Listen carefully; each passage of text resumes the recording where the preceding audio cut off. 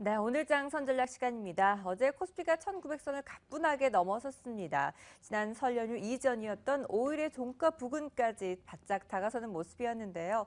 오늘 과연 또 시장 어떻게 펼쳐질지 궁금합니다. 마지막 주 전략에 대해서 확인해 보도록 하겠습니다. 메리츠 종금증권 광화문 금융센터의 김지훈 과장과 함께합니다. 안녕하십니까?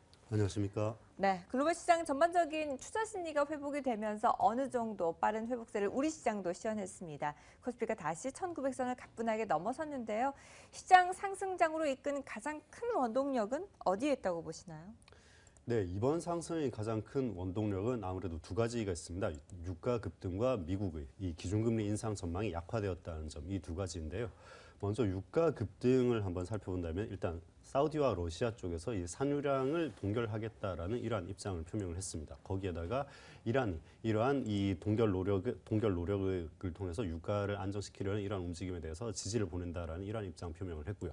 아무래도 기존의 경제 제재 이후로 산유량이 가장 적극적으로 증가될 것으로 전망이 되었던 이란 쪽에서 특히 이러한 유가 안정에 대한 긍정적인 입장을 표명을 하면서 이 글로벌 투자자들 사이에서는 유가 안정에 대한 급격한 이 개선 심리가 살아나면서 투자 심리 역시 개선되고 있는 모습을 보여주고 있는데요. 물론 산유량 동결이 지금 거의 사상 최대치인 지점에서 이미 동결 발표가 되었기 때문에 실제로 공급 과잉이 해소가 될 것으로 전망이 되지는 않습니다. 하지만 어디까지나 기대감이 어느 정도 드는 시점이라고 할 수 있을 것이고요. 물론 경계를 늦춰서는 안 될 지점이라고 예상을 하고 있습니다. 물론 이란 역시 지금 경제 제재 이후로 적극적인 증산을 지금 전망하고 있는 이러한 국가이기 때문에 여기에서 동결을 지지한다고 발표를 했지만 자기들이 동결에 참여하겠다라고 발표를 한 건 아니거든요.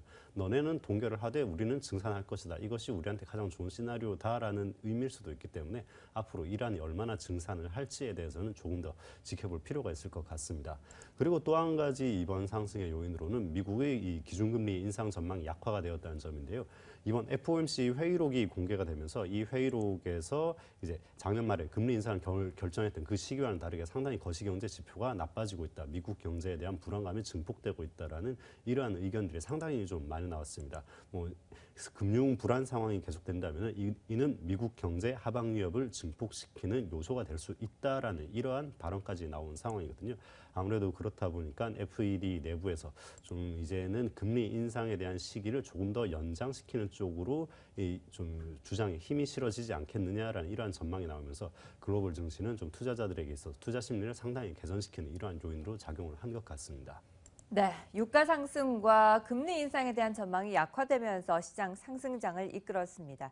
그렇다면 과연 오늘 우리 시장은 어떨까요? 코스피, 코스닥 양시장 모두 다 어느 정도의 추가 상승 여력이 남아있는지가 궁금하네요. 어떻게 보시나요? 네, 최근 들어서 변동성이 너무나 커졌기 때문에 이러한 밴드 예측을 하기가 너무나 힘든 장이 되겠습니다. 아무래도 그리고 특히 지금 이번 반등을 이끌고 있는 요인이 국내에 있는 어떠한 변수보다는 대외적인 변수가 훨씬 차지하는 비중이 크거든요. 국내 변수 요인이 한 30%라면 전 대외 변수가 적어도 70% 이상을 차지하고 있다고 생각을 하고 있습니다. 이렇게 대외 변수가 큰 파도를 만들어주고 있고 국내 변수가 그 안에 있는 작은 잔파도를 만들고 있는 상황이기 때문에 사실 국내 어떤 정세라든지 업종의 현황 이런 것들을 아무리 파악을 해봤자 지금의 어떤 반등의 밴드라든지 이런 것을 파악을 하는 데는 크게 지금 도움이 되지 않고 있는 상황입니다. 특히 뭐 예를 든다면 대외 변수 중에서 지금 크게 신경을 쓰셔야 될 부분이 유가 그리고 또 일본의 추가 경기 부양책 실시 이후 또 얼마나 또 추가 부양책을 얼마나 더 실시를 할지 그리고 또 중국 시장이 또 갑자기 급락이 나오진 않을지 뭐 이런 굵직굵직한 대외 변수들을 하나씩 다 고려를 해봐야 될 텐데요. 지금까지 나온 단서만 본다면은 방금 말씀드린 이러한 대외 변수가 어느 정도 예측은 됩니다. 분명히 뭐 유가 같은 경우도 지금 산유랑 동결에 뭐 합의를 할 것이라고 하고 이란도 거기에 대해서 뭐 지지하는 성명을 냈고요. 그렇게 본다면은 유가 같은 경우는 지금 이 정도 가격대를 바닥으로 형성을 한 뒤에 뭐 급등까지는 아니지만 적어도 횡보는 하지 않겠느냐라고 전망을 할 수 있겠지만 하지만 문제는 지금까지 나온 단서가 아니라 앞으로 또 예측하지 못할 어떠한 단서가 나올지 알 수가 없다는 점. 이러한 새로운 단서들이 나온다면은 방금 말씀드린 이러한 여러 가지 대외 변수들이 어떻게 움직일지 그걸 또 예측하기 힘들다는 점이 가장 이 코스피 지수의 밴드를 예측하기 힘들게 하는 부분이고요. 하지만 그럼에도 불구하고 굳이 예측을 한번 해본다면 일단 전제가 필요합니다. 전제는 지금 이 우리 한국을 둘러싸고 있는 이러한 여러 가지 대외 변수들이 우호적인 환경으로 계속해서 지속이 된다라는 이러한 전제 하라면 적어도 코스피 지수 같은 경우는 지금 금융 투자 쪽에서 가장 적극적으로 매수가 들어오고 있기 때문에 이들의 수급을 바탕으로 밴드를 예측을 해본다면은 지금 수급이 들어오고 있는 지점이 1900 초반에서 1800 초반까지 하락을 하는 동안 금융 투자에서 가장 적극적으로 매수가 들어왔거든요. 그렇다면 1900 중반 이상까지는 올라온다면은 이쯤에서는 차익 실현 물량이 나올 것이다. 그렇기 때문에 밴드 상단을 1900 중반 정도로 예측을 해볼 수 있을 것이고요. 코스닥 시장 같은 경우는 지금 최근 들어서 작년 중반 이후로 급락이 나온 이후에 600선 후반쯤 670, 80 이쯤에서 자꾸 고점에서 이렇게 상승을 막히고 있는 그런 모습을 보여주고 있습니다. 그렇기 때문에 코스닥 시장 역시 여기 이 박스권을 뚫을 수 있는 강한 호재가 나오지 않는 이상 적어도 600 후반대까지는 반등이 나오지 않을까 그렇게 예측을 하고 있습니다. 네, 코스피는 1900대 중반 그리고 코스닥은 600대 후반까지 바라보고 계셨습니다. 자, 그리고 중요한 이슈 하나가 있습니다. 현대상선에 대해서도 좀 주목을 해보셔야겠는데요. 이동걸 산업은행 회장이 취임 후 가진 첫 간담회에서 강력한 구조조정 의지를 내비쳤습니다. 현대상선의 목숨을 건 협상을 주문하고 나섰는데요. 7월까지 용선료와 선박 금융 비용을 줄이지 않는다면 퇴출시키겠다는 겁니다. 권순우 기자가 보도합니다.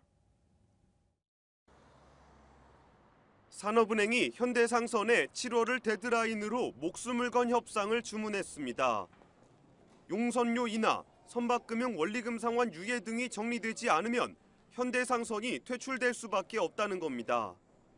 본원적인 이해 당사자들을 불러서 안 된다고 생각하지 말고 된다는 전제하에 목숨을 건 협상을 해야 된다. 현대상선은 2007년 이후 85척의 선박을 빌리면서 현재 시가보다 20% 이상 높은 용선료 운임 계약을 맺었습니다. 이 때문에 매년 2조 원이 넘는 용선료를 지불하고 운행을 할 때마다 적자를 내는 구조가 고착화돼 있습니다. 또 선박금융, 회사채, 대출 등 4조 8천억 원 규모의 채무를 지고 있어 매년 1조 원이 넘는 금융비용을 지불하고 있습니다. 현대상선은 당장 급한 4월에 만기가 되는 2,200억 원에 달하는 회사채는 우선 3개월 만기 연장을 요청할 계획입니다. 이 채권은 7월에 돌아오는 2,992억 원의 채권과 합쳐 한 번의 채무 조정을 진행하게 됩니다. 산업은행은 7월 이전에 용선료, 선박금융 협상이 진행되지 않으면 회사채는 물론 금융권 여신 채무 조정도 불가능하다고 압박하고 있습니다. 사실상 7월을 데드라인으로 잡은 겁니다. 정말 밤낮 없이 많은 대화를 하겠지만 데드라인은 정해야 되겠다. 그래서 무작정 끌려가는 이런 형태의 구조조정은 어렵지 않는가.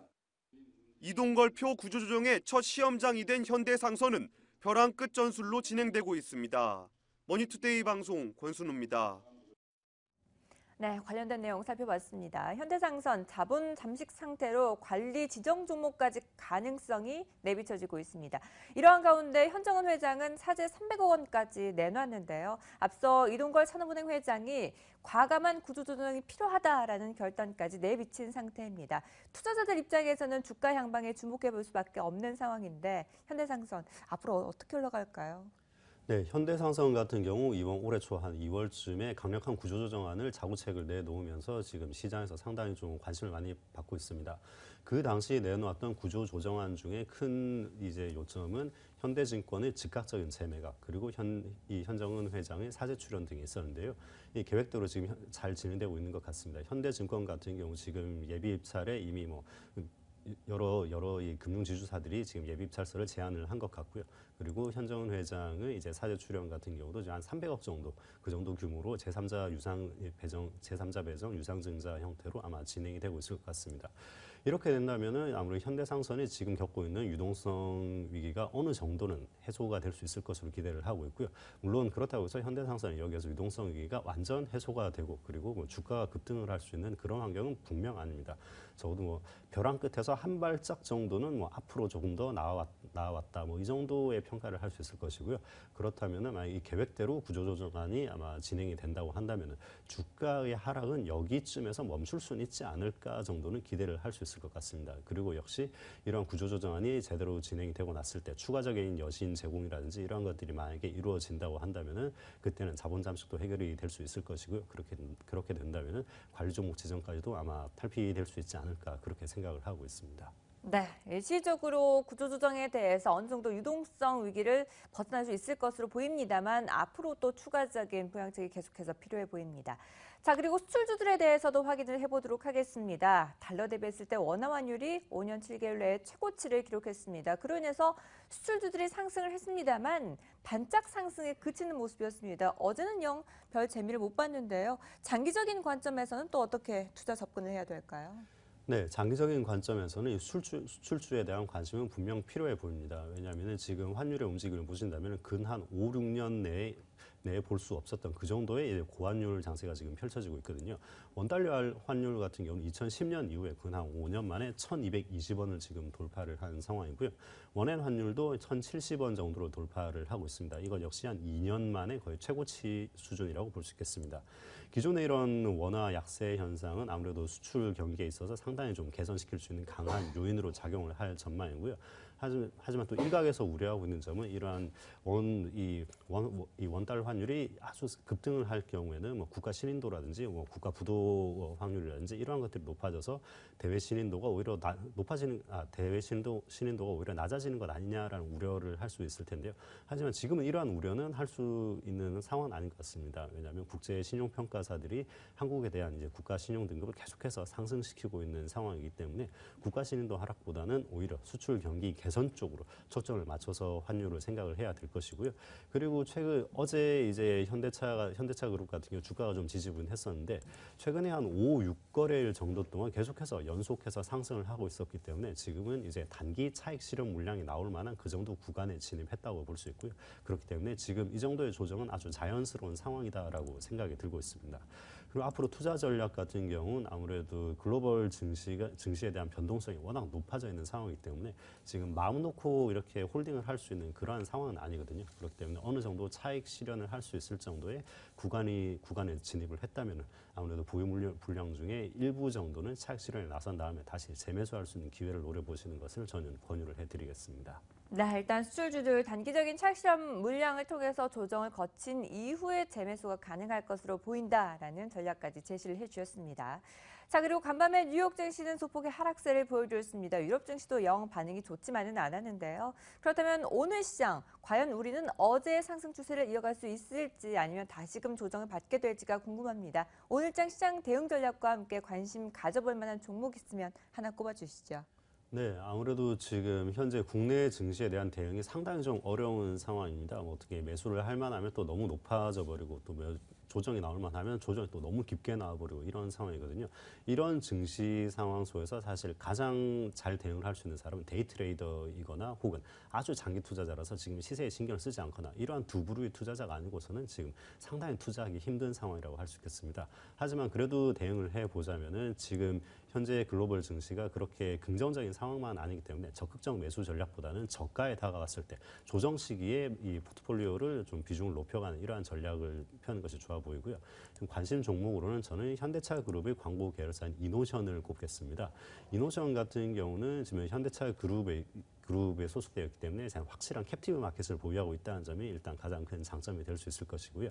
현대차 그룹에서 기존의 현대차 브랜드 외에 이제 제네시스를 활용한 고급화 전략을 펼친다고 이제 언론에 인터뷰를 했습니다. 그렇기 때문에 앞으로 뭐 도요타의 렉서스라든지 또 닛산의 인피니티 같은 이러한 고급 브랜드 전략을 펼치게 될 것이고요. 이렇게 된다면 향후 한 몇 년 동안은 상당히 공격적인 마케팅을 할 수밖에 없거든요. 이노션을 통해서 이 광고 마케팅을 할 수밖에 없기 때문에 앞으로 향후 이 현대차 그룹 내에 이 매출 물량이 상당히 급증할 것이다. 이렇게 전망을 할 수 있겠습니다. 그리고 현대차 그룹 외 비계열사 매출 역시 지금 계속해서 성장하고 있는 이러한 모습을 보여주고 있고요. 그리고 미국 광고 시장 쪽으로 매체 대행 사업 쪽으로 이제 확장을 하겠다는 이러한 의지를 펼치고 있기 때문에 이쪽 역시 상당히 큰 성장성이 보장되고 있다라고 볼 수 있겠습니다. 그리고 현금 역시 5천억 가량을 가지고 있기 때문에 아무래도 해외 기업 위주로 소규모 기업, 테크놀로지 기업 위주로 지금 M&A 부상까지도 하고 있는 상황이기 때문에 좀 이렇게 투자 심리를 자극할 만한 이러한 좋은 호재도 상당히 많이 발생을 할 수 있을 것 같고요. 매수가 같은 경우는 지난 종가보다 다소 조정을 받은 7만 6천 원 정도를 제시를 해드리고 목표가는 10만 원 그리고 손절가는 7만 원 정도를 제시를 해드리겠습니다. 네, 시장 전체적으로는 조정이 올 때 매수를 하는 비중 확대 전략을 제시해 주셨고요. 관심 종목으로는 이노션 꼽아 주셨으니까 참고해서 전략을 세워보시기 바라겠습니다. 네, 지금까지 메리츠 정금증권 광화문 금융센터의 김지훈 과장과 함께했습니다. 말씀 감사합니다.